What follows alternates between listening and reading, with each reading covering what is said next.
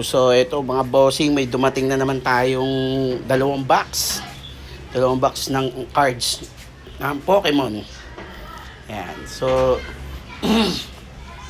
galing ulit ito ng Caloocan, and dalawang box yung available natin, and hindi pa natin siya na bubuksan. Buksan na lang natin siya kapag may time na tayo. Naka-rest day lang tayo pero may lakad pa kasi tayo, kaya hindi pa natin siya ma-check. So sa mga buyers natin ng cards dyan ng Pokemon is meron tayong available na dalawang box ulit dito. So bahala na kayo dyan, if ever na kasundo tayo dito, sige, bigay ko na sa inyo kaagad yan. Bawal sa mga buraot to ha. Tapos maaarte. All in the cards naman dito is pull out ng nagpo-pull out nung mga cards. So wala na ditong holo, and then yung hits, wag na rin po kayo maghanap ng hits kasi nakuha na yung hits diyan. Yung iba kasi nagtatanong pa syempre common na lang yun nandiyan. If ever na dun sa mga nag-add or nag-build ng kanilang deck, maganda to dito mga bossing. Okay, yung mga nagko-collect, maganda yan dito, mga pang-collect yan dito bossing.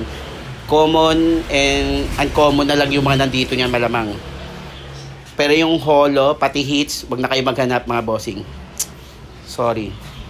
Wala na yan dyan. Kasi yung galing din to sa nag-hunting. So bumibili talaga siya ng per pack. Kaya nagtsatsaga siya na kumuha nun doon. And hits kasi ang hanap niya, and holo din.